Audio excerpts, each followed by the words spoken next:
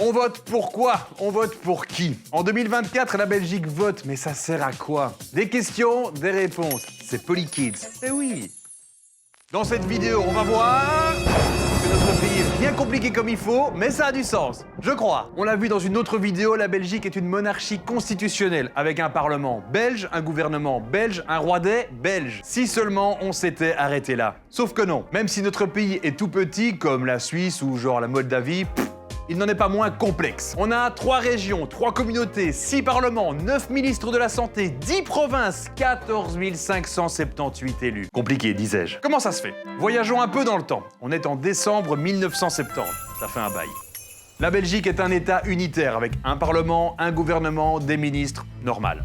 Mais ça ne va pas. Au sud, les Wallons qui trouvent que l'État ne fait pas assez pour redresser leur région. Les usines tournent au ralenti, l'industrie du métal n'est plus ce qu'elle était, ils veulent gérer leur économie entre eux. Au nord, nous avons la Flandre qui ne se sent pas respectée. Bah oui, chez nous, tout ou presque est géré en français, comme les lois, la justice par exemple. Le flamand n'est pas vu comme une langue, mais presque comme un dialecte. Et les Flamands veulent, eux, gérer leurs histoires dans leur langue. Voilà comment notre pays a commencé à se fracturer.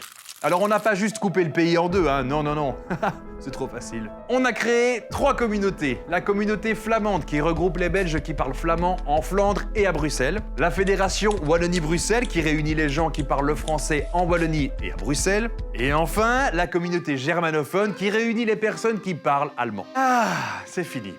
Non! Je mens, ça continue! On a ensuite créé 3 régions, la région flamande, la région Bruxelles-Capitale et la région wallonne. Alors, qui fait quoi dans toutes ces régions et ces communautés? Les communautés s'occupent de tout ce qui touche les personnes, donc l'enseignement par exemple, la culture, le sport, les médias, ce genre de choses. Les régions, elles, gèrent les choses qui se trouvent sur leur territoire, genre les bâtiments, les terrains, l'agriculture, les forêts et plus largement tout ce qui touche à l'environnement, l'énergie ou l'économie.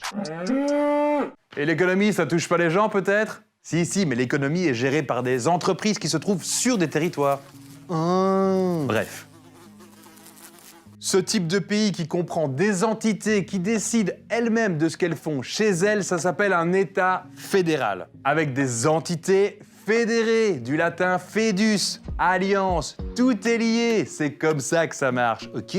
Voilà pourquoi nous avons 6 parlements. Le Parlement fédéral tout au-dessus qui gère ce qui touche tous les Belges, le Parlement de la région flamande, de la région de Bruxelles-Capitale, de la région wallonne, le Parlement de la Fédération Wallonie-Bruxelles et enfin le Parlement de la communauté germanophone.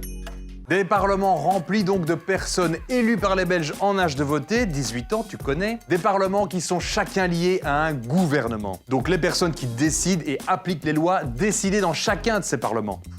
Allez, je suis crevé, mais on continue. Alors je vous vois venir, tous ces gouvernements, tous ces élus, tous ces dirigeants, ça doit rendre le pays un peu compliqué, non? C'est vrai quoi, nous les Belges, on a décidé de donner notre voix à des gens pour qu'ils puissent discuter entre eux de manière ordonnée, pas pour qu'au final ils soient autant que nous à discuter de notre avenir, ça n'a pas de sens. Ces réflexions, en fait, c'est très personnel. Certains pensent qu'il faudrait mettre encore plus de complexité, mais d'autres trouvent qu'il faudrait revenir à une Belgique d'avant, avec un seul gouvernement. Il y en a même qui voudraient qu'une seule personne décide pour tout le monde. Et ça s'appelle la dictature.